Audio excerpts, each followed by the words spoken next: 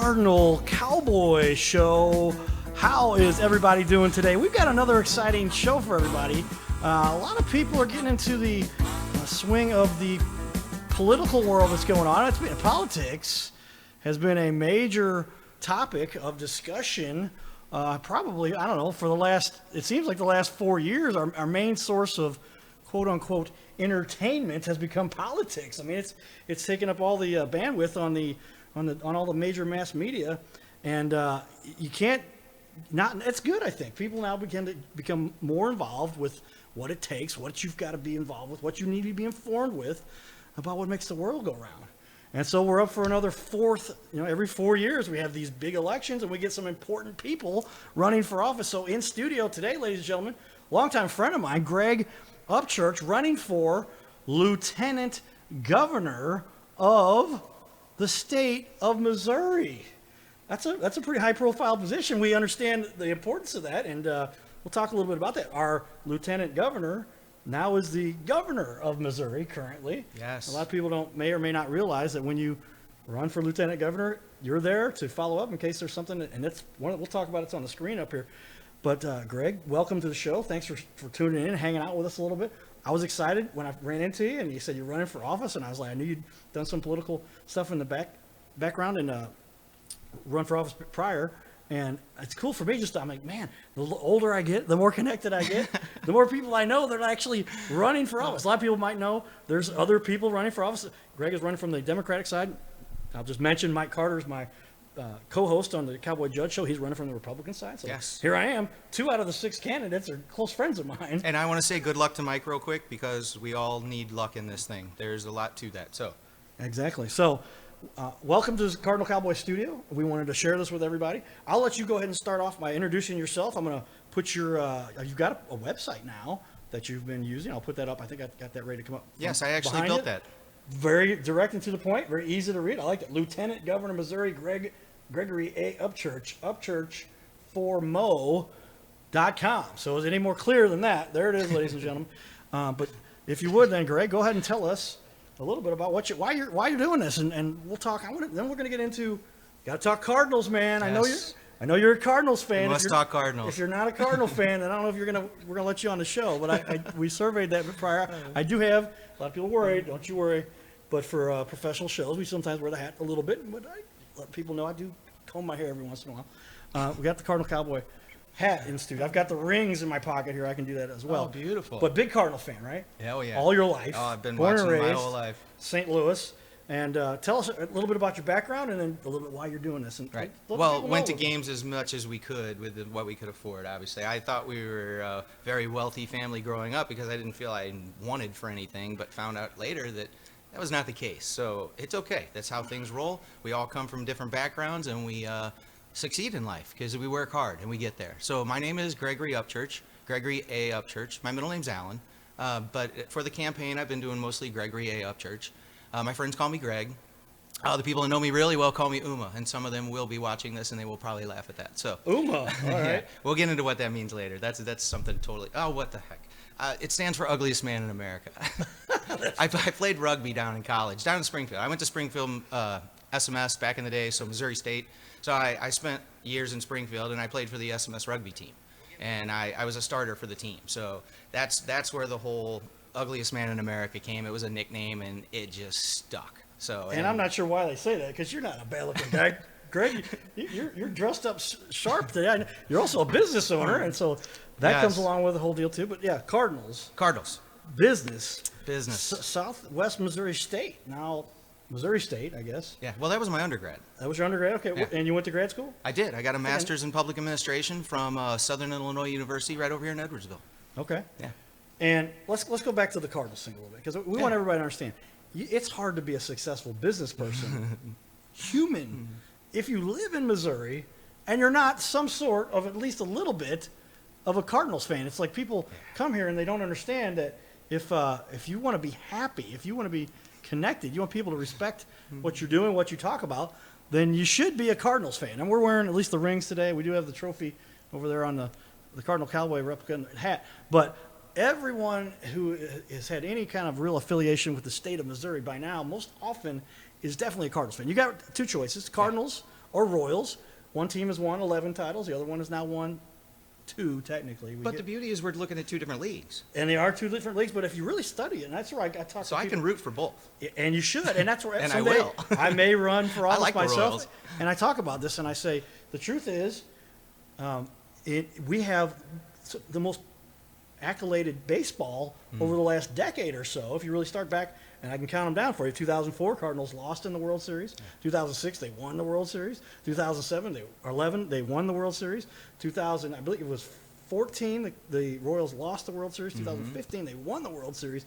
So you just talk about the last decade plus one, and lots of appearances in the World Series and a couple championships there too. So are we the most decorated MLB state of all MLB?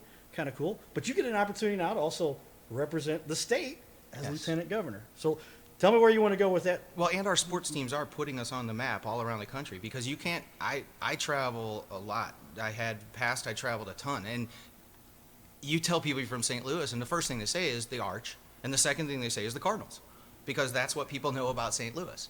So again, with the baseball, I can root for both. And I will. I always have. I actually like the Royals. I like the Chiefs. I like the Rams when they were here. The sporting teams in the state are just top notch, and that is something that I think we should keep going. I know some people don't like the sports, but it brings a lot of revenue to the state, and the only way this works is to have revenue. We have to have that money coming in so that we can fund these programs. And without the money coming in, well, these programs don't get funded, and that's some of the reason. Let's that revenue doesn't, let's say, cover schools, but again, without that revenue, things get unfunded, money gets moved over to cover other things, and we're setting up programs we can't pay for, and we can't have that in the state of Missouri. Well, great point you make there, and I emphasize that to Cardinal fans out there that say, Cowboy, you're kind of just a big Cardinal fan. You understand it's important, that you support your local team, and those are, that's really what generates a lot of the excitement in this beautiful state. Yeah. And I say to them, you guys don't realize what the Cardinals. I today, sitting at lunch with, I hate to say the actual title of this person, but I just say it's as high as you can possibly go within the organization.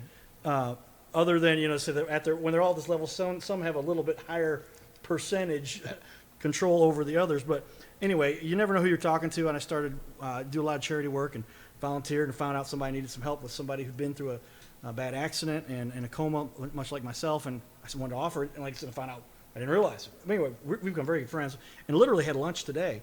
And part of the discussion I had was, you realize I truly believe, and given the position this particular person had, they're very well aware of this, but I kind of want her to understand that many of us in the public realize you gave away a gender. Did I listen carefully? But the point was, the Cardinals bring so much besides a form of entertainment, right? And something, a pastime, and something to kind of keep a little bit of your emotions going and your excitement for life going, and something to do. There's a financial impact that is huge. Hundreds of jobs. You start talking about paraphernalia and all the other accessories that people buy and the Cardinal jerseys, and then you just get into just the overall impact, and you start talking about, it's like saying, if you're a business owner in the state of Missouri, at least on the eastern side of the state, for sure, and we really talk Cardinal Nation. I've talked to some of the higher-ups at some of the news networks, television networks, sports networks, because we've talked about where the show's going to be and who wants to air our show. They said, you realize there's 8 states and it's about 20 million people on the low end that are in Cardinal Nation. So that's why it's almost crazy as a business owner, if you're in this region, to not have some love or affinity. And you get up closer to Iowa and northern Illinois, you start going, is it Cubs or is it Cardinals? And I just say, do you want more of these on your side or what? But back to where we're at here in Missouri, Cardinals fans, business owner. Let's move into the business discussion a little bit, if you don't mind.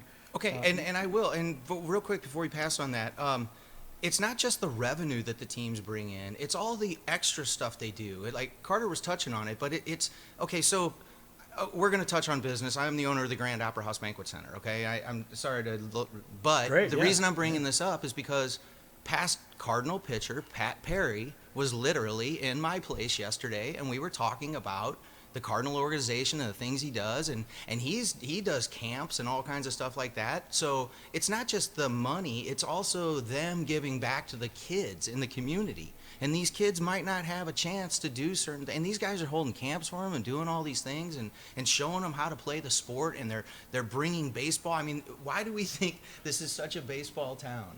Look at all the ball diamonds. Look at all the dads that take their kids and moms that take their kids out to the ballpark all the time to go watch. It is amazing. Okay, so back to, I just wanted to mention the side stuff the Cardinals do. It's a means for how you grow, you raise your kids, how you bring them into the environment, and how you associate with other people. I mean, I can't go anywhere in St. Louis for sure, and most of the state, and say, "You a Cards fan?" I know the answer, right? Yeah. And it's like 99.8% of the time they're going to say absolutely, unless they got implanted here. And even then, they're like, "I figured it out. I better be a Cards fan." Well, even most of the Kansas City people say it. That's what I found interesting too. Kansas City people, a lot of them really like the Cardinals, just like we like the Royals. Yeah, and it's you got to support your state, and baseball is such an instrumental component for our culture over the last 150 years now. And so and this country is only 250 years old, so what's the ratio there? 65% of the time the Cardinals have been, and really get into it when the country was expanding. This is part of the discussion I had earlier today with my friend who's as high up as you can go there. The mention was, at one point, this was the furthest west franchise in MLB. So anybody that was west of St. Louis, the Cardinals were their team until they finally started to expand. And Rockies, Diamondbacks, the Dodgers moved out there, the Giants moved out there, and you start adding a few Seattle Mariners, go down the list. But there wasn't anything else out there except for the Cardinals. And the real booming component there that helped make it so big, a lot of people realize, is this little radio station called KMOX. Yes. And they could broadcast it all across Illinois, all across Missouri, all across southern Illinois, into Oklahoma, over to Kansas, up in Iowa, and Indiana. And and thank goodness for the technology at that time. That was the top-notch talent. Now the technology has evolved, and we're doing this new thing with the interwebs, right? Yeah. And so here we are. But that's why we're talking about this show. So this show is streaming live on Cardinal Cowboy's fan page on Facebook, and we'd like to always have leaders in our community on. So with that, Greg, tell me what you want to talk about next. Let's share with the audience. Well, you touched on the business, so let's just roll right into the business side. I am a small business owner. I own the Grand Opera House Banquet Center in St. Charles. It is a full facility for banquets, parties, all that kind of stuff. I'm not here to promote that. I'm just letting you know, because the other thing he touched on was with the Cardinals' history of the western, you were saying west of the Mississippi. Well, anyway, the building I'm in is the Grand Opera House, and it's on Main Street in St. Charles. It was literally the first opera house built west of the Mississippi. I found that out a few years. I've been in business there 10 years. I owned another business for 8 years before that. I was zigzagging the country, and that'll be part of policy. But the business itself, I've been hosting weddings. I've been making people's dreams come true. I'm passionate about people being happy, myself included. I don't see why people can't have happiness in their life. We need to break down some of these barriers that are causing people stress in their life.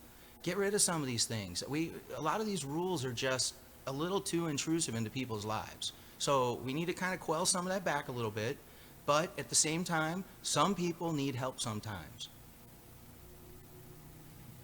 Not everybody needs help all the time, but some people need help sometimes, and we should help people. Well, and that's what I think is the essence of America. I think that goes across all party bands, and you get into it. But then it's a matter of how do people get helped, and then then they kind of discuss, well, I think it should be done this way. Yes. Or I think it should be done that way. That's where the D and the R clash. I had part of the discussion, again, a very interesting lunch today, because we got into all different types of discussion, and it was just, I mentioned, I said, look, whatever side you come from, ultimately, a lot of people argue, and my dad makes a statement to me. He's followed politics all of his life and is big into the political scene. He almost ran for office a couple times. And the truth is, thank goodness, in this country, it's really, you've got the spectrum over here, where you've got people over here, like, you go to jail if you say anything bad about the government. Right. And over here, you've got people that are just like, everything's taken care of by the government, and somewhere in between. But in America, it's pretty much, you've got this, you're on this side, or you're on this side, and they're all within the spectrum, kind of in the center. And that's such a shame, because it didn't used to be like that. My point is that we're kind of united together. At least we believe a lot of the core principles. It's just a matter of how do we, because nobody really believes some of the things that you see when you go to some of these other, you just watch some of these other strategies, some of these, I won't name any countries, maybe they're watching me, right? But they control a lot more about what you do. They will send you a parking ticket electronically or I know a jaywalking ticket somebody got, and I'm like, whoa, they're really watching.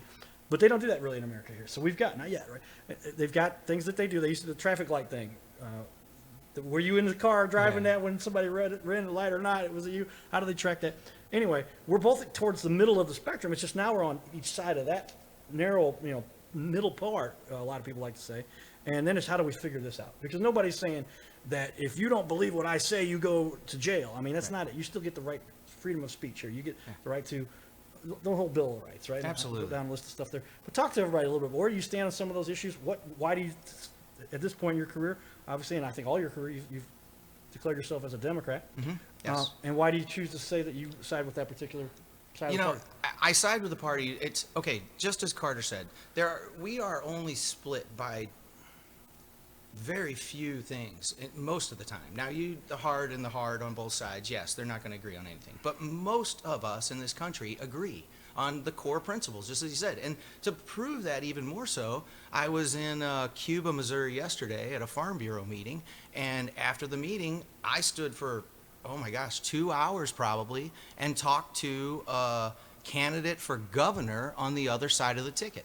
And we stood for 2 hours and just had a conversation about how to make Missouri better and what could be done and shared ideas. And guess what? 95% of it we agreed on. And we both agreed that we agreed on that 95%, which is even more important. It's the little nuances. And we knew what they were. We spoke of the nuances for seconds in those 2 hours of conversations. We knew what they were.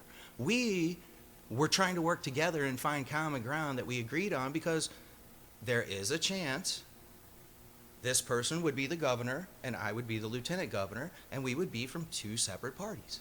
So we have to find common ground, that we're going to have to work together for the next 4 years. I'm one that can bring people together. I know I can. I've done this my whole life. With the wedding industry, with everything I've ever done. I am the person that can go to. I will admit, I have more Republican friends than Democrat friends. I'm sure that's probably not a very popular thing that Democrats want to hear, but we're not talking about politics, we're talking about life. People in life can put politics aside and still live together. We do it all the time. So we need to get back to where we can work together. We know what the little nuances are, but these clear-cut, drawn division lines, these don't work for anybody in the state of Missouri. We have to come together and decide what's best for everybody. And yeah, you're going to have to give a little here and give a little there, and they're going to have to give a little here and give a little there, but we can do this. We can come together and do this. And I plan to be a part of it, personally. Well, great point you make there, and that's why I say one of the key elements that you bring to the table that I think a lot of people kind of catches some people off guard a little bit. A lot of times when somebody affiliates with the Democratic Party, this is my personal perspective, I'm not trying to throw this on Greg, it's technically what he believes, but that is they have a career where they want to serve their country. So they come right out of high school or college very often, and even during college they've joined organizations that are trying to help promote and deal with government. Government's a huge component. Government is what oversees this little planet, this little country, I say, but every country has a government typically. Yeah. And so how does that government do its job to make for the best for its citizens? And they want to serve, so they come right out of college into the government system. And there's like millions of jobs across the country related to that have to get done, and they need a neutral position on that. Right. Not for one part or the other, but it's technically a government position that is neutral, unbiased, and so those positions got to be held. Then they move up and they say, I want to run for office and I want to serve by doing so, and that's fine. The point I'm trying to make is that you come out of a different realm in that you are a traditional business owner, a business owner. So, and I know there's been many other Democrats that have run for office that were business owners, but that seems to be more likely the exception than the rule. But your background has been always running a business, owning a business, managing a business, but you still side on the Democratic side of that. Help explain to people why you have that perspective and where you think, because part of the discussion, wonderful, it was interesting, we had this discussion today with my This is somebody, when you're going to have a discussion, this is somebody to have a deep conversation with about high-level business stuff. Yeah. And the history of how the politics plays into everything that happens in our country. Why do you end up in a political position from a business perspective on the Democratic side? And how important are those roles that feed what we're talking about? So please talk about that a little bit, if you would, Mr. Greg Upchurch. Yes. Again, it's those fine lines. History has dictated how. Now, we can go into the whole history of how and government started out of religion, and we can go through it, but that's not necessary right now. That's a history book lesson. But what is important, and where you want me to go with this? I'm sorry. Well, I mean, just business, Democrat. Oh, business. Okay, and yes. where I wanted to go, I run into that a lot. And I forgot my other point to mention as I go on, but it was a lot of people now have associated Democrat with social programs, social welfare, right, and no real connection to business. But you're bringing to the table, I am a businessman, yes, who wants to represent the Democratic Party, because the Democratic Party does really represent business. Right. It just doesn't get and I talk about this in our discussions with multiple people in the community.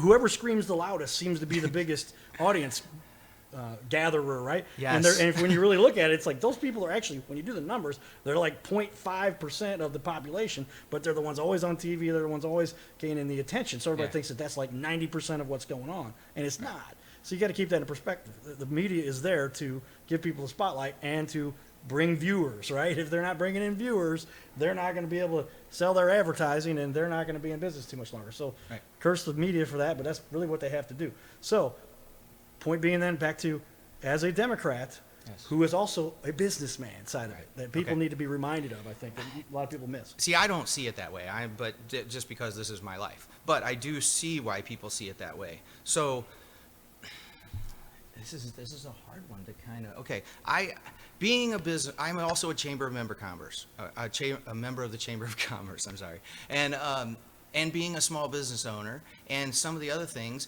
people just assume, I'm well educated, people assume that I'm a Republican because of the business owner, and I think that's quite interesting.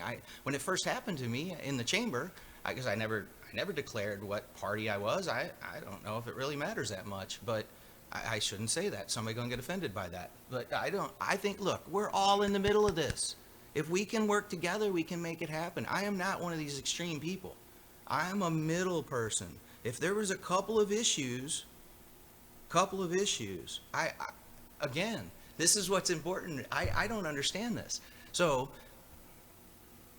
this is a rough one to try to explain why a Democrat should be, who's a business owner. I don't see the correlation, so I have a hard time explaining it, if that makes sense. Yeah, well, I think that I put you in kind of an awkward position, because when and now I understand why. It's because I don't see it that way. You don't see it that way, No, and you're going, what do you? Okay, I guess, but coming from, I come from a conservative background, a conservative group. I have a lot of liberal friends. I have a lot of conservative friends. People try to figure out what my real background is, because I do so much charity work. I do so much to give people help and aid and support. And I'd say, take your guess. Who knows? I'm not going to tell you what my particular political affiliation is. If I'm not running for office, I do the exact same thing. And I just try to help as many people as I best can. But like I said, it seems that when you watch the mainstream media, they've decided that, and this is my perspective, and maybe that depends on what stations that I'm watching, but I watch them all. Yeah, I do too. and even then, I get into, you get better information, more accurate information, I believe, by watching YouTube and the independent guys out there. I even watch NHK and the Japanese and PBS, and I watch all of them. National News Network. It doesn't matter to me. I watch them all. And that's what I say. So the perception, I believe, for most people is that if you're Democrat, you're government. If you're Republican, you're business. And that's why I want to give you the opportunity, because I think you represent that mix in between, where they say there are Democrats who actually do very much believe in business, not so much to say that I support business as a government official, but I am a business owner who is a Democrat. And why that has not been lost on the party. And that's what I'm... Okay, now there's something you touched on which is quite funny, but we do have to have business in this state, obviously. That's how we pay for our programs. That's how our money flows. That's how we're able to pay people. That's how we fund our education. That's how we do everything we do. So job creation and job growth is something I'm going to work on like crazy. Now, most people, again, Carter would argue that's what a Republican would say. We go business, we go. But again, business fuels everything.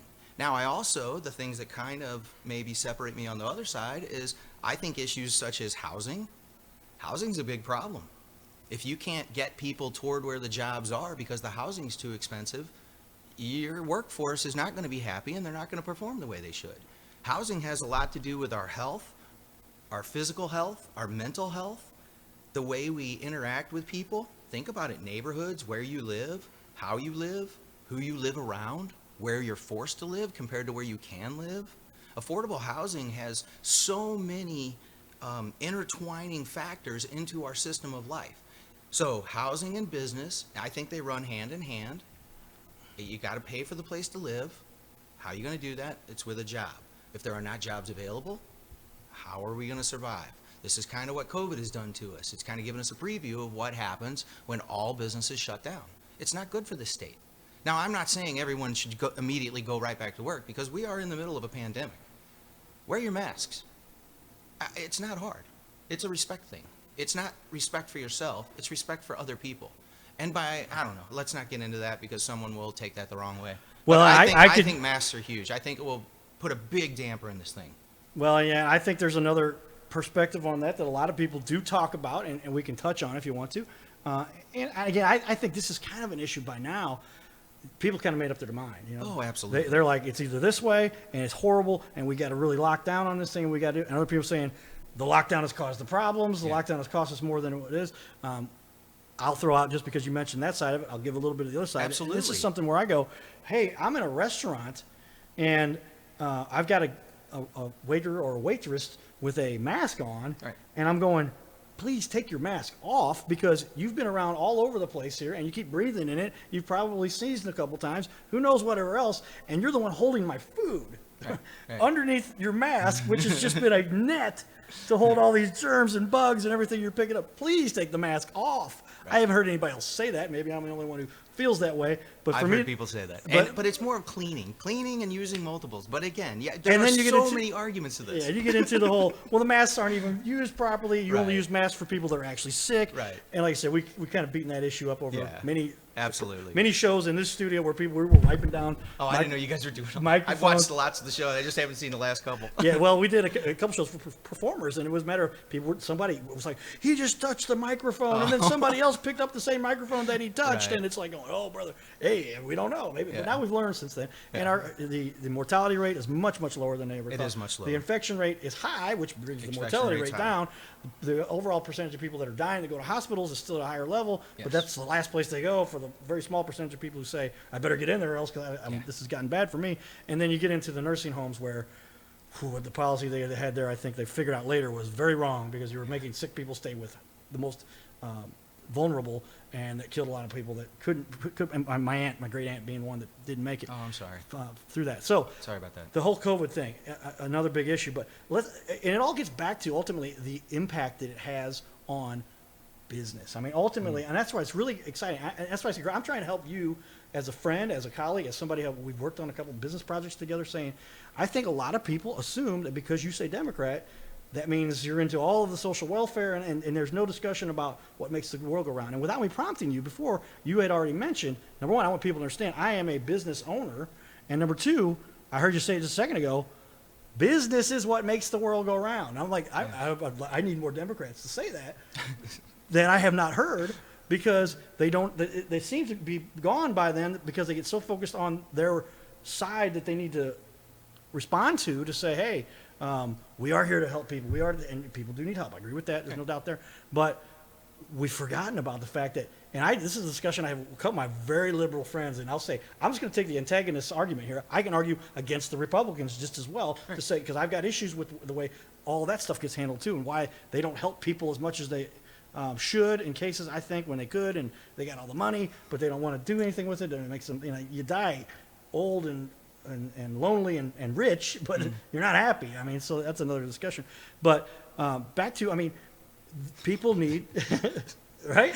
Is it better to be? It just hit me what you just said. Is it better to be wealthy, super rich, and unhappy? I mean, ultimately, no, happiness. Happiness be is happy. what makes the world go round. Just be happy. So take that, if you would, and tell us why you believe that the business side is so. And as I throw in, this is my key to it, and that is, I say, look, man, explain to me where all the revenue comes from.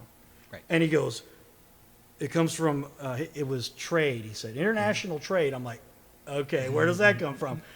Because businesses are exchanging commerce. Yeah. I'm like, okay, so I'm like, get to it, because you're going to fall into my obvious explanation, and that is, it all comes from business. Yeah. The money that comes out of taxes from employees is a major source of revenue for the government, but it's only because they have jobs, so they can tax their income, right? The businesses pay tax. So help people understand where that fits into the democratic perspective that you have on what your party believes. Well, let's take this for just a quick example. Charity. Any charity, pick one. Doesn't matter. We have many charities within the state. Where do most charities get their money? They get it from businesses. You got one big business, you got 10 small businesses. You're going to probably get more money from your charity, from the individual 10 small business owners, than you're probably going to get from the one corporation. Now, if they really believe in your mission, obviously they're going to give you a big giant check that you can hold up. But for the most part, small businesses are what keep charities going. Yes, individuals do, but where do the individuals get their money? See, there's things I agree with about the business side of things because I've been a businessman. And again, the programs, I don't know, Carter didn't pick up on this when I said it earlier, but the programs. We have all these programs. We got to pay for them.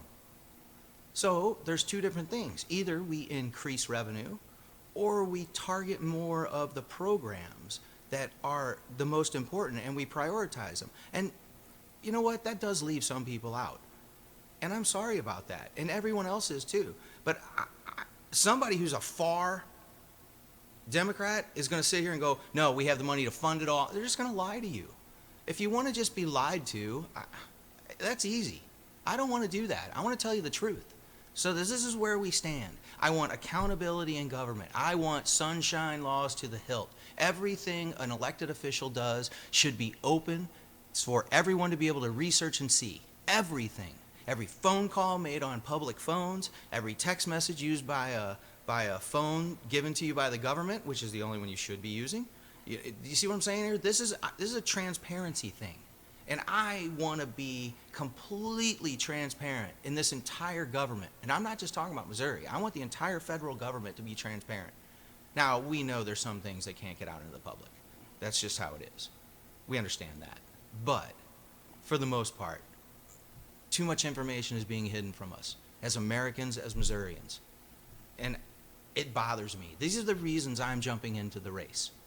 There are things that I see as inequalities, inequity amongst our residents. That bothers me badly. And I would like to bring fairness back to what's going on. Fairness and accountability.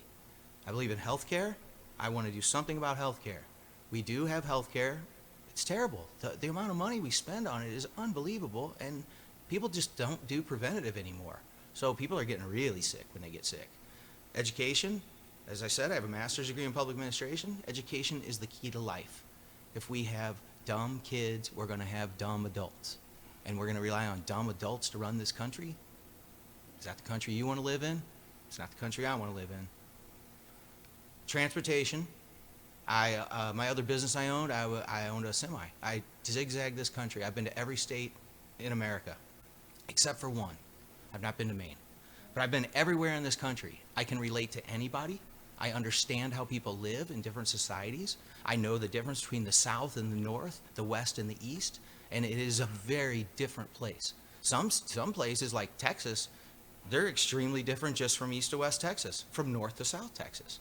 I mean, people are, you talk to people from St. Louis and people from Kansas City and people from Springfield, and you're going to get three very different people many times. So fairness, accountability, transparency, education, healthcare. That's what I would really like to focus on if I had my druthers and if I could choose how to pursue this office. But some things are by statute, some things are just because this is the way they work. I will obviously be taking my lead from the governor. Obviously. That is the position. Let's jump over to the lieutenant governor page on the Missouri.gov website. I think we can pull this up. There it is. Here's a list of responsibilities for the lieutenant governor. Preside as president over the Senate. Voting in the event of a tie vote.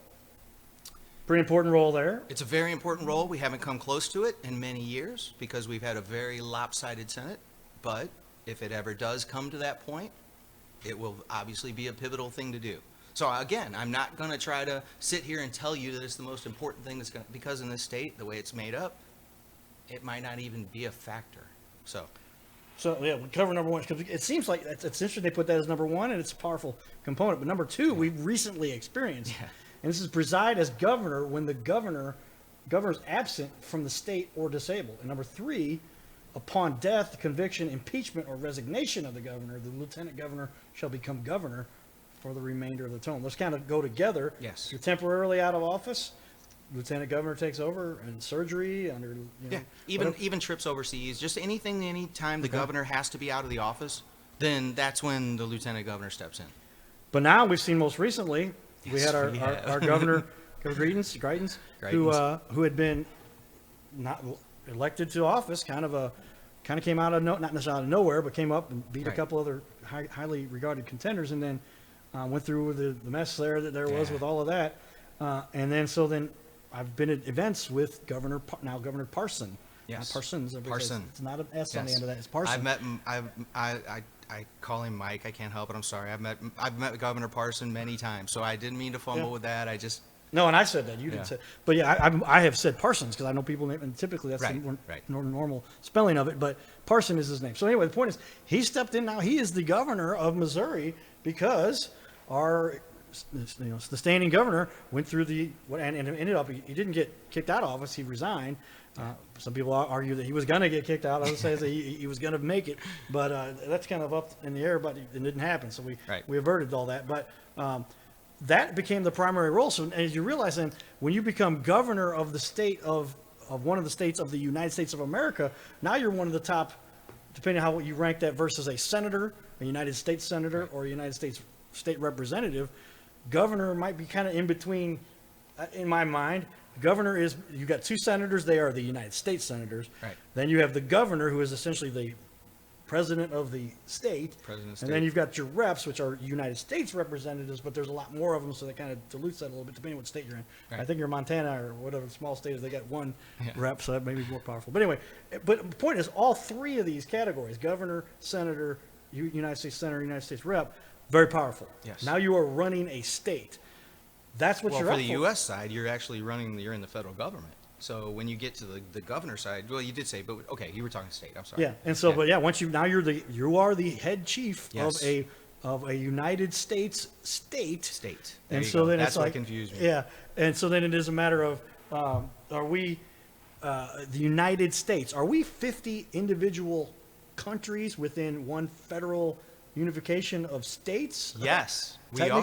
Right? I've been to all of them. It is amazing. And so we're all technically 50 separate countries that have united together as one United States. Yes. Right? All right. So I haven't even had that discussion. I've thought about this a few times. Yes. But effectively, a republic, we would call it. Yeah, a republic, right? And so effectively, when people, that's why I say the president can't just mandate everything. He has the control at the federal level. Oh, right. But there's certain things that they say, no, the governor has to first make that decision, or the government gets first shot at it, et cetera. So tell us a little bit more about where your role fits there, and are you prepared? I know you must be, because you're ready for it, to be governor of the state of Missouri. Talk about that for me. Okay. Greg.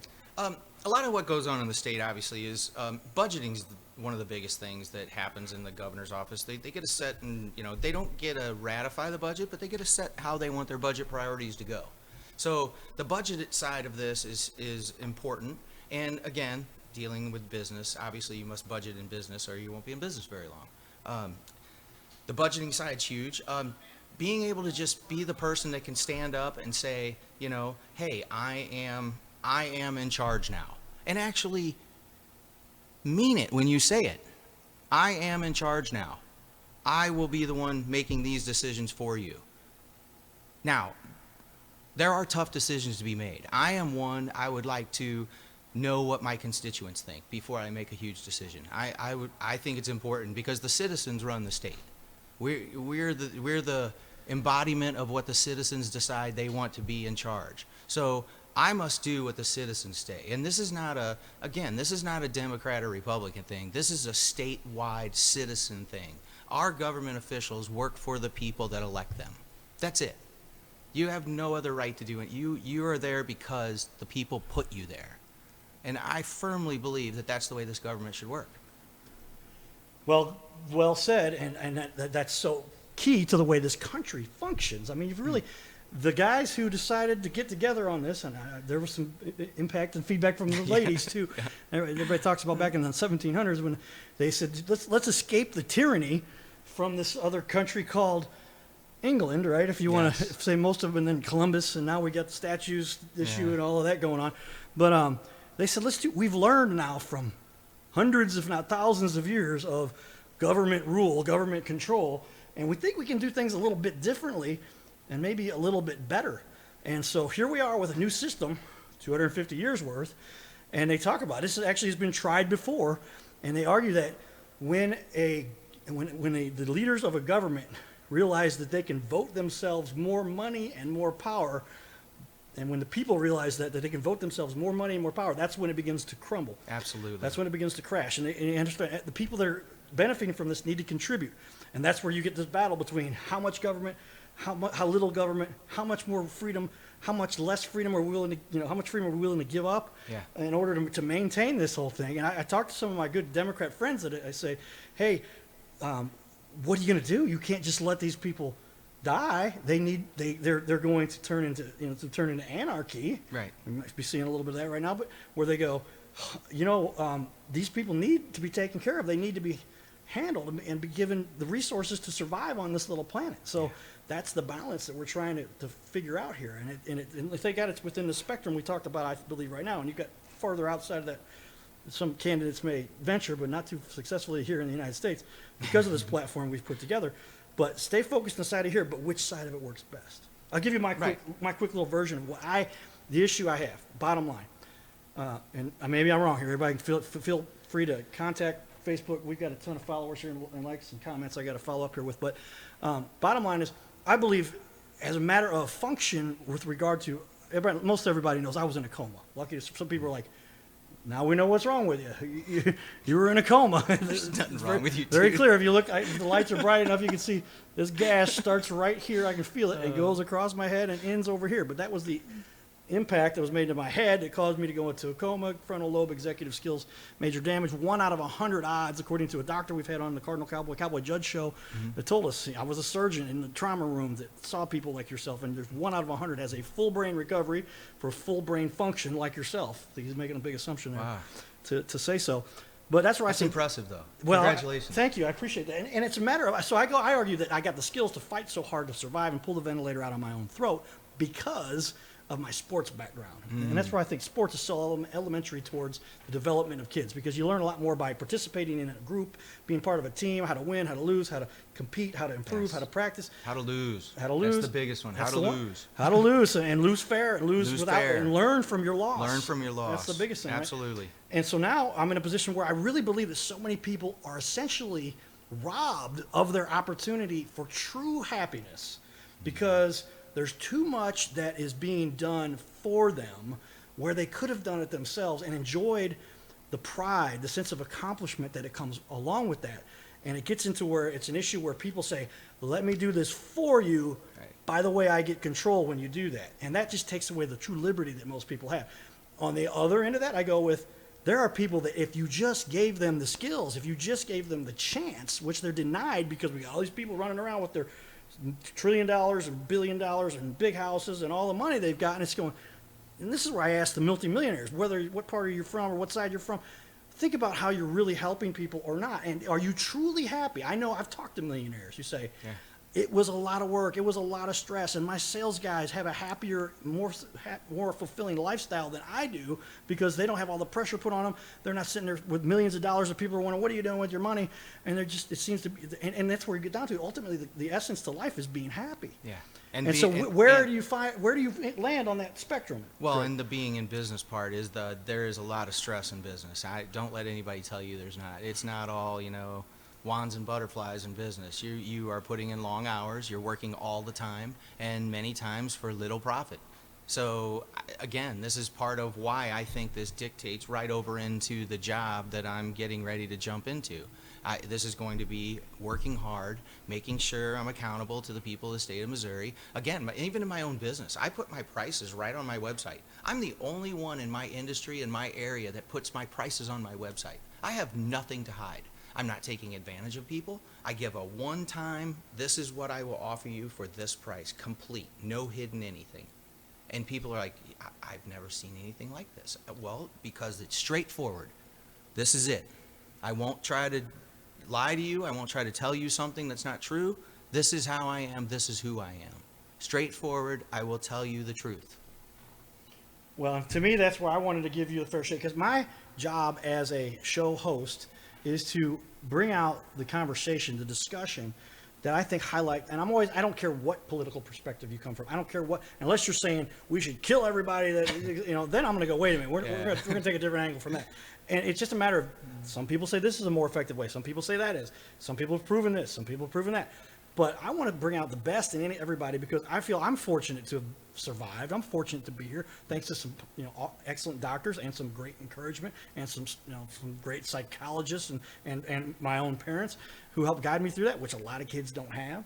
Right. And so I feel like my opportunity to give back is to help people understand that given life is tough, life is not easy. There's no free pass for anyone, but if you're willing to put in the work, if you're willing to do what it takes, if you're willing to work to dedicate the effort, ultimately not give up, that's why I get so much from sports, then you can accomplish just about anything in this country at this time. Yes. And it's been this way for a long time. If you work hard, you can accomplish. And that's what people, I think, understand. And I want both parties to be able to express that and show how they are going to best demonstrate that. And I think, I feel as though, as I'm doing it on the fly here, but sometimes I'm so candid and so straightforward with my perspective. I say, and here's why I'm doing this, and this is why I say this. But I think Greg offers a perspective that you don't hear so often from the Democratic side, that people get confused with. I thought they were just saying we should have more government, we should have more controls, we should have more taxes, we should have more less free speech, we should have less right to protect and own guns. And it's like, wait a minute, that's not necessarily where all of this goes. And we need to give somebody like yourself who believes what you believe and is still within the spectrum that you say you are, and how that fits. And that's where I think you really stand out as a Democratic candidate versus what you end up with many times from what we conceive. And that was another part of the discussion I had today with my top-notch, high-level executive friend. And I said, we are kind of, my mom said it best. I explained this to her. I said, my mom said it best. She says, my mom runs a multi-million-dollar organization that she's built from the ground up. It's a charitable thing. And essentially she says, Carter, here's the bottom line. We are all in our own little bubble, right? In our own little world. It's sad, but it's true.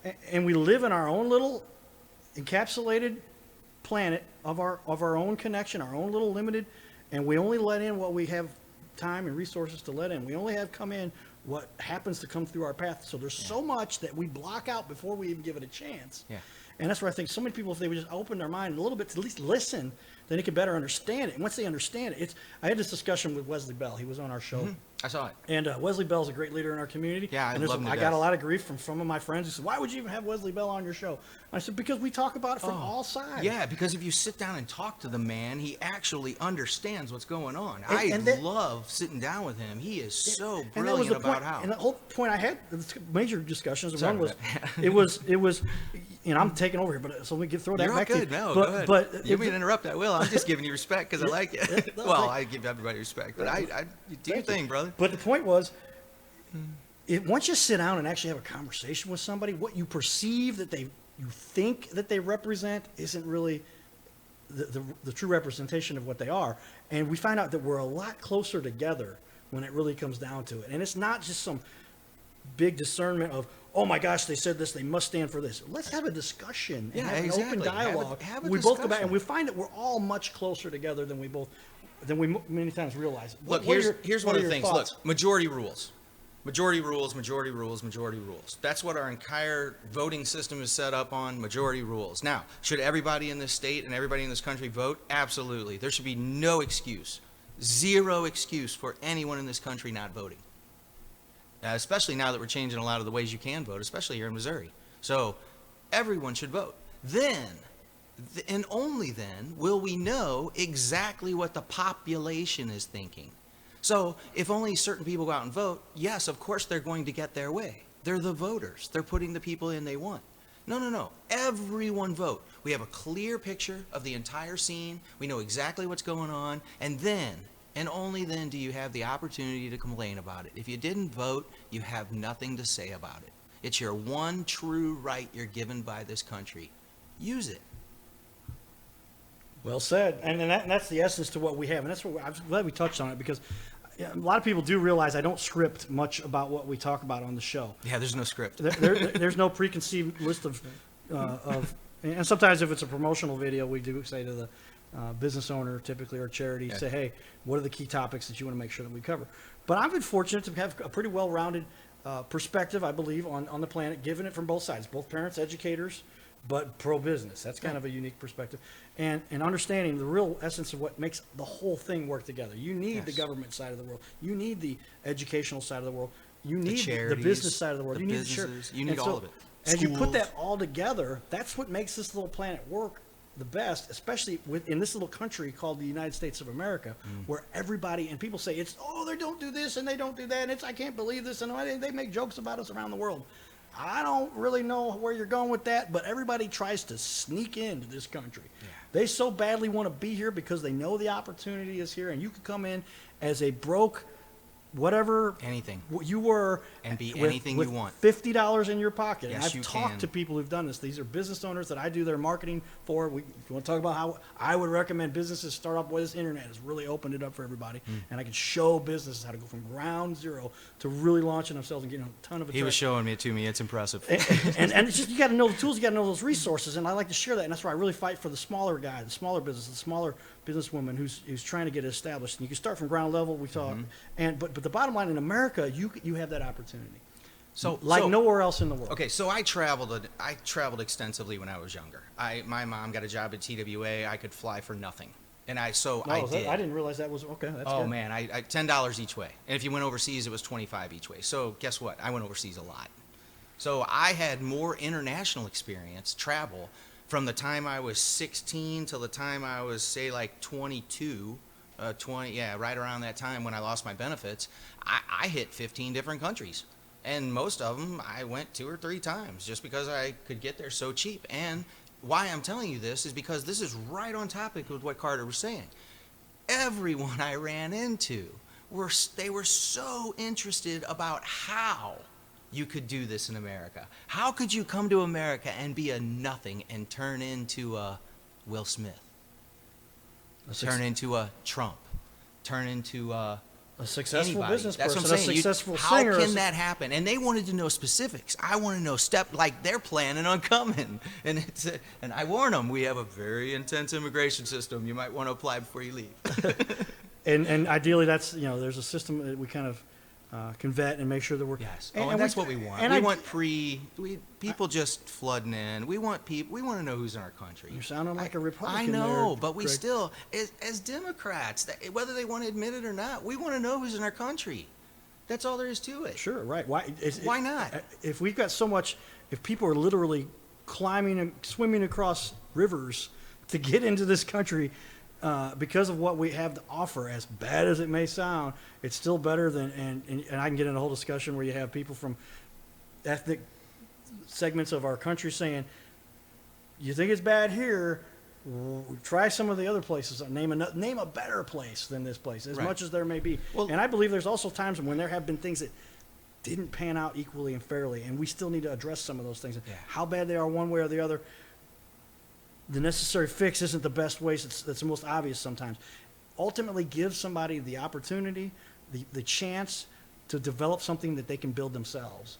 because they need help along the way, but no one wants to have anything done for them. And as a matter of fact, when that's done for them, you've just taken away their ability to understand how to do it themselves. And it's that age-old adage, I think it's a Chinese proverb. I thought it was in the Bible. I looked it up. And it is, teach a man to fish, feed him for a lifetime, versus give a man a fish, feed him for a day. Sounds like Confucius. Maybe it's Confucius, yeah. And so when you get into this, I mean, ultimately, this country provides for the best. And so I'm just excited to see you running for office, and it's really neat to say, I know 2 of the 6 candidates running for office are personal friends of mine. I've got their cell phone numbers. That's how you can really tell if you know somebody. Yeah. Do you have their cell phone number? Yeah, let me say something else real quick, because you threw out you sound like a Republican. I get that a lot. But let me expand on what I was saying a little bit. Okay, The reason I want to know who's in this country is because I want them vetted immediately. And if they're worth their weight or even worth anything, basically if they're not a criminal. If they're a criminal, they leave immediately. Immediately. We do not allow people from our country to leave if they have a felony. We take their passports. We do not allow them to leave. So why, if we're not allowing felons to leave, why are we allowing other country felons to come in here? I don't agree with the felony. I want to know who everybody is because I want to vet them and I want to make them Americans. And I want to get them to where they're paying taxes and they're working and they're accountable to the government. If the government's going to be accountable to take care of them, they're going to be accountable to the government that they exist. And they're part of society. And again, people are like, that is so, but that's why I want to know who's in this country. It's not because I want to kick them out. The felons I do, the criminals I do, but everybody else who's coming here to seek a better life, every single one of us in this country, none of us started here. Now there's some Native Americans that are out west that their family started here. But none of the rest of us, we all came from somewhere else. And immigrants are what grew this country, and immigrants are what will continue to grow this country because they're going to do the work that a lot of people don't want to do. Absolutely the case. And that's where I say, and that's where I would argue on the other side. So we say, no one allowed in the country, no one allowed here except for those that have gone through a vetting process, et cetera. Well, and I'm with you. I say, unless they've been a proven criminal, there's a lot, and this is where a lot of the people say, how does a lot of the work get done that we don't have the resources to get done? Are we people that could do the work, but they don't do the work because they've got another situation that keeps them, allows them to not have to do these jobs that don't get done otherwise? And so you need these people because ultimately what happens very often, and this is where I give another side to my Republican friends, and I say, gentlemen, you understand, this goes over to the Democrats as well, and I say, look, don't be so frustrated with the millionaires you know. Wait till their kids take over, and they will be broke about 80% of the time if they just allow that child that they had that was going to take over the company will run it until, well, it doesn't work out so well, and somebody comes in with a better product, and that company no longer exists. And so there's this constant churning of the revenue for those highly leveraged people who have the money. And it gets turned over. But the whole process of that provides for us as citizens millions and millions of jobs. And that's where, and those jobs are often created by people who come in to this country with a drive that they wouldn't have, because we see how many people in this country across all boards, across all ethnic backgrounds, who become complacent because it's pretty nice. You can live a pretty nice lifestyle here with a little bit of, the resources that are provided and not have to worry too much about, the things you hear about in other parts of the world where they will go around and they kill people for this and they invade things for that. But it's a pretty cush situation we've got here for people. So these immigrants come in and they're going, I had no opportunity like this where I came from, and I'm not going to squander this. And then because they've come to this country to develop that, we all benefit from those products. I mean, I can think of one off the top. How many people love or hate Google? But one of the two owners, the founders, his name, there's Larry Page, and the other one is Sergey Brin. That is not a very Native American or natural Americanized name. That is a Russian name, most people would assume. And I think that's the background there. And I don't know that he was born in Russia, but I believe his family heritage came from that. But think about what we may not have with Google. Like I said, love or hate it, it's getting to where it's pretty big right now. But how much easier now is it for you to just find what you want? And you go, you say, I've got one streaming phone and I've got one. Okay, Google. And my phone pops up to me and I say, tell me more about Greg Upchurch.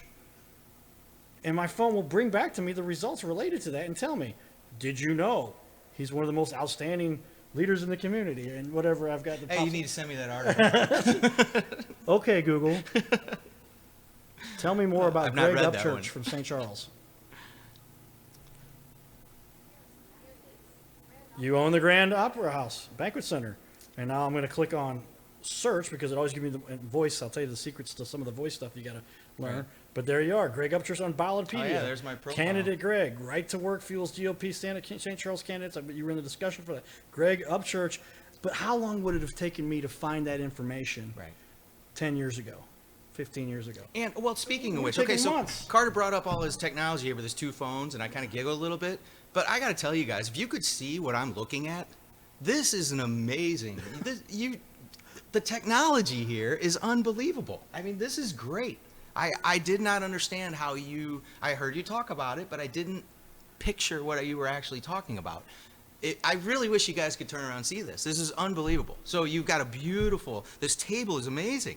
This is a product from our friends at Carroll House Furniture. Brooke Dubman's a friend of mine. I saw that show. That was a great show. Brooke's a leader, so we talked to him. I said, naturally, if we're going to, and I looked online, I found what I thought, and then he says, come on in. We're back open. First day they were open after the COVID shutdown. And we had a discussion, and he ended up saying, and we went in and we said, we want that, and we want that. And Mike and I got together, and so here we are. But yeah, grab onto a little bit. I'll give a little quick commercial for myself being in my show here. Yes. But take the opportunity to pick my brain and use what I can do, because the truth is I ran the email systems for the largest brewing company in the world. We sent out 50 million emails to the servers that I built. And I knew back then, this is 2001, 2002, my email was carter@budweiser.com, all right? Nice. You're not going to get that email unless you're on the ground level. And that's where my background comes from. But I also went on to get a master's degree, and now I can really help businesses understand. That's why I want to give back. So I provide this studio. We've got 3 cameras, 3 monitors in front of us, a 9-monitor TV wall behind us, and then a switcher, a graphics editor, an input machine, microphones, and I just put it all together myself because I know the resources that are out there, and I can do it for pennies on the dollar compared to what if I would have paid somebody to come in and do all this, much less get the equipment that I don't know if they knew what they were talking about. I researched it myself, and now I get the opportunity to share it with other leaders in our community like yourself, Greg. And I just am excited when you contacted me after I ran into you not long ago, and we talked. We said, I'm running for, I'm like, that's awesome. Yeah. And then you reached out to me. I said, I bet he knows what he wants to talk about. And to have you on the show is an honor. And those are the kinds of high caliber people that we get to have here in the Cardinal Cowboy studio, because we're all in this together. I just want to put the resources together. Thank you for saying that. And make this thing happen for all of us as a humanity. But I don't think enough people say that. We are all in this together. All of us. Yeah. Well, and there's a lot of people that don't see it that way. And the truth is, a lot of people don't realize that we are in this together, and you do depend so much more on all of the other people in this community, whether they are the trash man, the janitor, the clerical person. All of those positions have to be filled by somebody. Now, talk to Elon Musk, and maybe you believe that shortly this is all going to be computer automated, and we're going to have the singularity. Look that up if you want to know what that means. But the singularity, where we're all going to live in the cloud and our consciousness and all that. But until then, we've got to all get along together. And the other key to that, I think that's elementary, is that if we don't learn to live together, we have the potential to destroy the whole thing before we get there. Yes. And there are now nuclear weapons, and we've seen viruses that can, and there's so much out there. But because we all strive to survive with the same goal in mind, that the people that might have nefarious intentions aren't going to make it too far, I don't think. We're hoping they don't make it very far. Because if they do, they will, and that's where, fortunate in our country, they still stand behind all that kind of stuff, that your right to bear arms and protect yourself. And I think that's a key piece. I've never been a gun owner in my life until not too long ago when I finally said, hey, this is getting a little close to home. Well, I am. And there's another very Republican thing to say, but I'm a hunter. How do you hunt without a gun? I get a deer. I use our Missouri natural resources every year. I actually even buy, my dad taught me this, not only do I buy my original tag, I always buy additional tags, even though I know I probably won't fill them. I buy them anyway. You know why? Because it helps the Missouri Department of Conservation. And so I didn't talk about the environment, and this is something a lot of people don't know about me. I was actually a commercial fisherman in Alaska. I did it for 8 summers. I knew that, yeah. Between undergrad and grad school, I went up to Alaska every year. And actually, in the winter '95, I went up in the Bering. So if you've all seen the TV show, it is really that bad.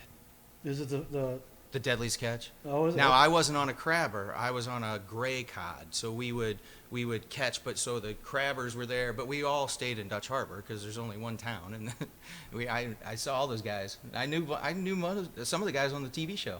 Wow. Now, I didn't know them, like pick up the phone and call them, but I hung out with them when we were all there. And then they filmed the TV show after I left, and they were on the crab boats anyway. But environment is the important part of this.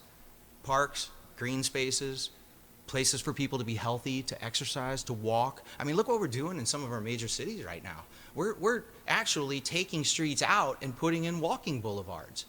I love that idea. You know, I've been to countries, go to Australia and look at the birds.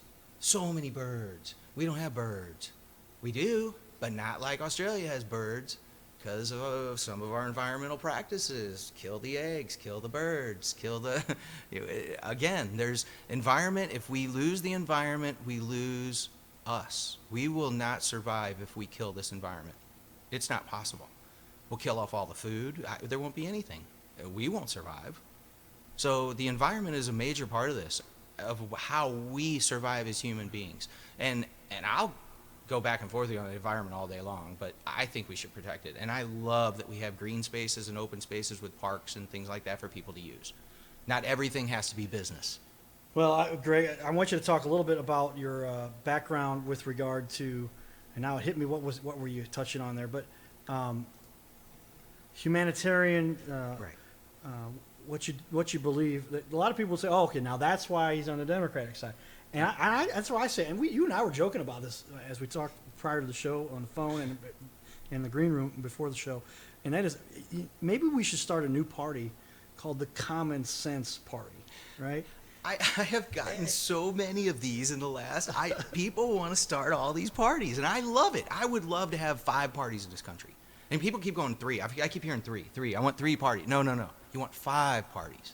You need coalitions to build in order, because these little bitty issues. Okay, I don't mean to diminish the issue. You take an issue, and this one issue can decide whether you decide to put a D behind your name or an R behind your name. Small, little issue. That, again, big issue, but small, narrow band of how it should be handled. This is important to me. That you touched on how we should help people. Again, healthcare. If we don't keep people healthy, we're not doing any justice, and we're causing more and more and more problems. If you cut something off at the head, you can get it done for $20. You wait till it becomes bad, you're paying $2,000. And who's paying for it? Where's that money coming from, and where's it going? Again, we're going to touch on lots of topics. Anybody that wants to know more about me, hit the website, ask me questions. I will gladly answer. You can call me. I will gladly answer your questions. Great information, and great perspective. And that's why I say most people, after they sit down, and because somebody says Democrat or Republican, they immediately say, well, I can't listen to this person because I'm a Republican and they're a Democrat, and so or I'm a Democrat and they're a Republican. And the truth, like as we talked about at the beginning of the show, is we're all pretty much in the middle of this thing. It's just a matter of which method do we get to the same goal, and to create the optimum place for everyone to prosper as best they can, without people being able to not contribute and still, if you don't contribute, you're not going to get as much. If you want to be a successful American, you contribute, you can gain a lot. And added in is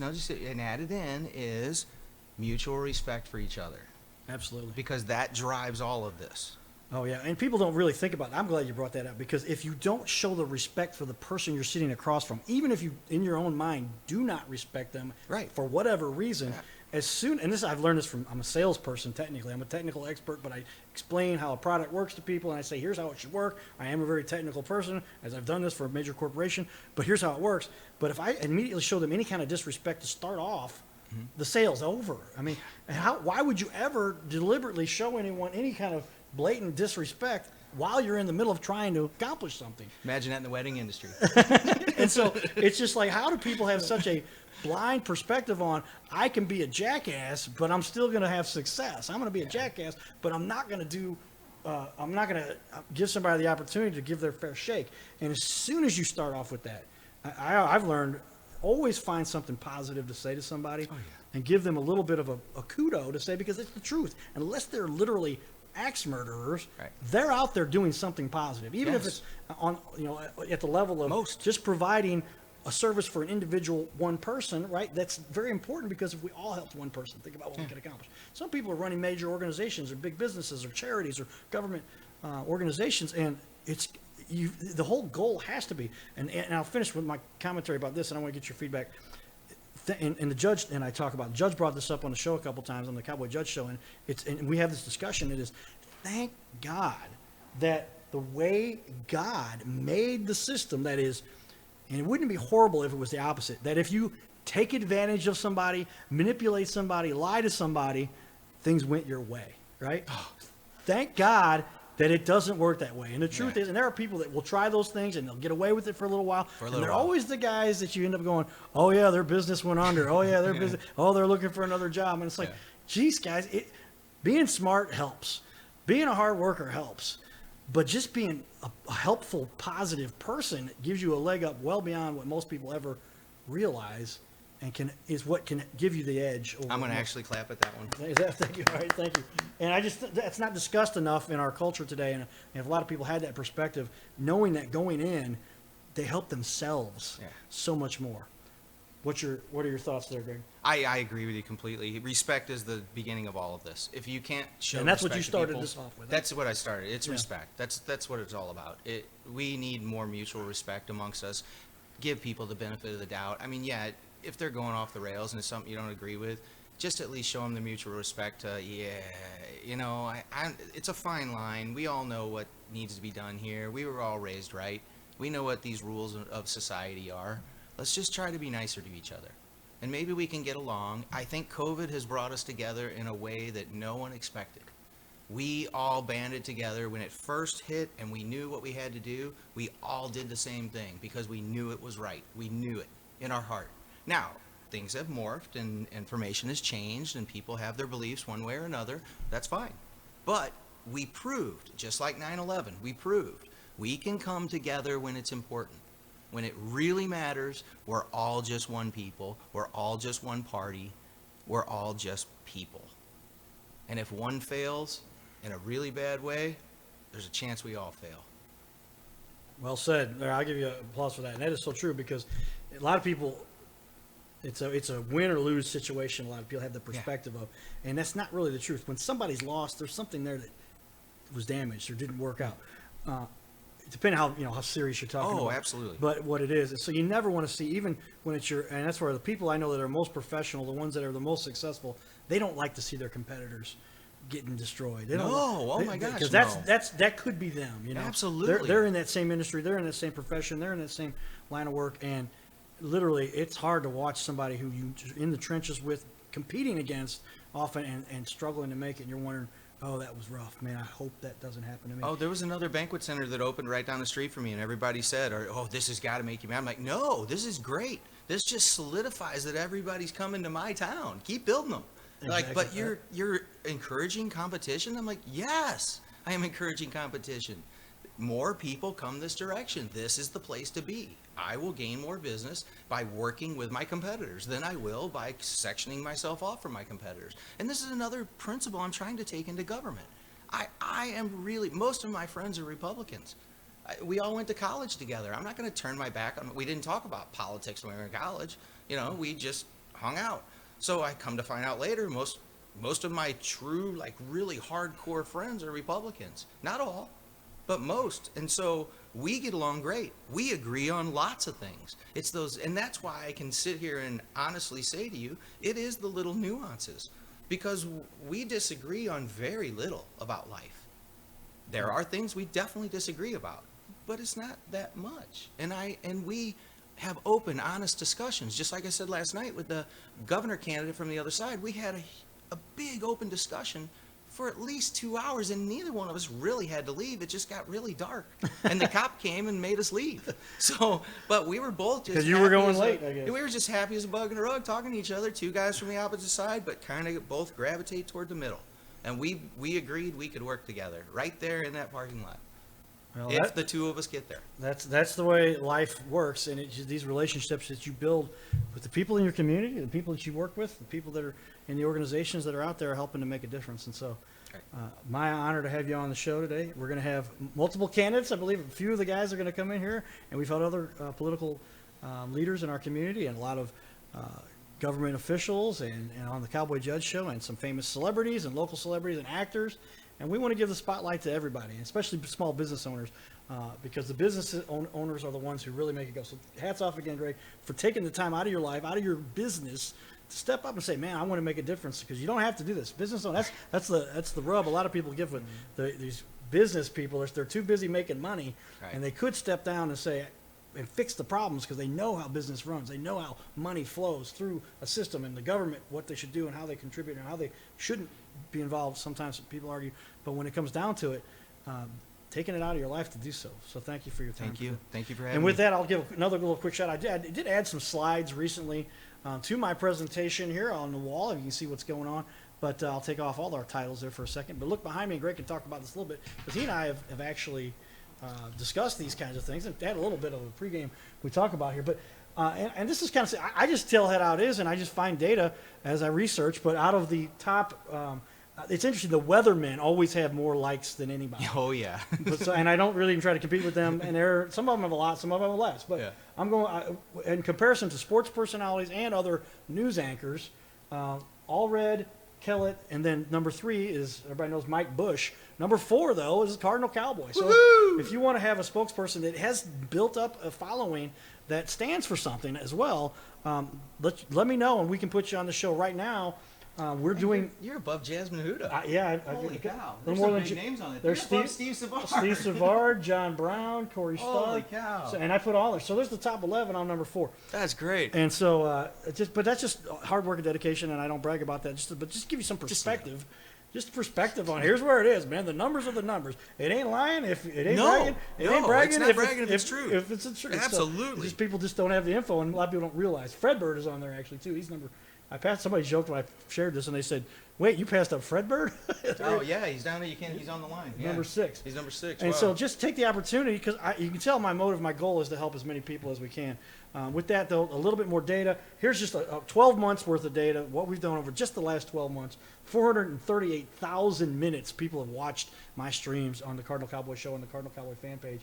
851,000 people have watched these shows, because they're not always watching for an hour and a half. Some of them watch 50. If you ever study the data on Facebook, because it's a live stream followed by a live stream, if you get it up to 10 seconds, you've done well. If you're 15 seconds, you're doing great. If you think about that, that's essentially as long as most of your commercials are, right? Because commercials have learned, if you're going to get something in front of somebody, you better not go on for an hour, because they ain't going to watch the whole thing. Right. But that's just some of the data that we get to share, and I help businesses understand how to do this. And right now, we are still giving the opportunity. We've had a bunch of people submit to win this, but this production does cost, on average, with all the bells and whistles and the promotions and the marketing and everything that we tie into what you get out of this production, it costs about $1,800 to produce this show for about an hour, with all the equipment and the lighting and bandwidth and everything we've got to pay for.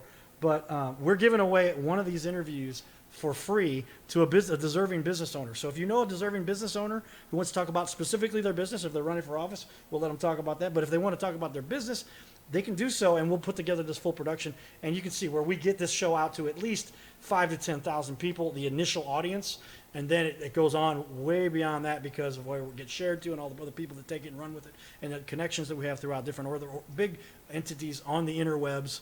And it really gets to be kind of a viral thing very often, depending on what you're talking about.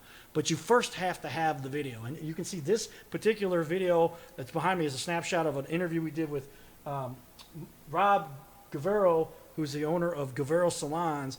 And that video, that interview, was produced in this studio and aired on our show on ABC. That's the Cowboy Judge Show. So this studio is actually used for television production, and it can be used for your television production or for your more often, we get much more traffic. Right. We do get a large following on television. They show us the stats. They know we know the numbers, but we get a whole lot more with this new thing called social media and the interwebs. And I can show you how to use this. You take these interviews, you've got a nice half hour. I'm going to give Greg, moments after we finish this interview, I will upload to him. This is probably going to be a 4 or 5 gigabyte recording, but it's all done, cut, ready to go. I've developed this system after studying this for a long time, doing this for many years, and now we can put it all together very quickly, have it produced, ready to go, and upload it to you minutes after you complete sitting down with us, and then you take that video and you can chop it up. And I even have a video that shows you for $60 on your own. Buy this one's recommended. Don't buy the expensive video editing software that we use for the studio. You don't need Adobe Premiere. Okay, that's $35 a month. You take that times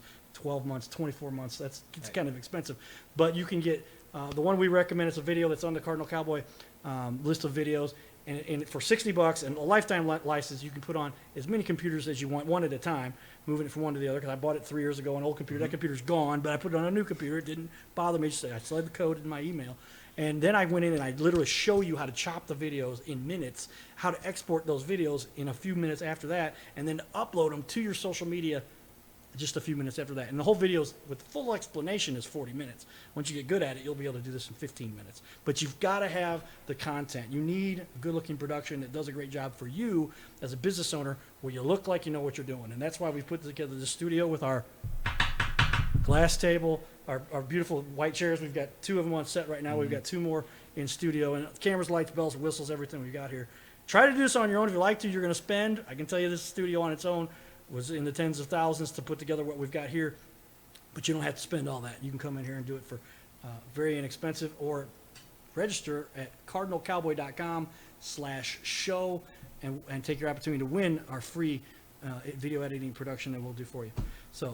But show airs what time, what day? Well, the Cardinal Cowboy show really airs at any time we want to. We try to stick to a general schedule. What we've learned is nobody's paying attention until it's like anything. Yeah. Nobody knows until you tell them. Yeah. And so what happens, and people do anticipate that there's a general time frame, and they come on around 7 o'clock Tuesday, Wednesdays, and Thursdays. Okay.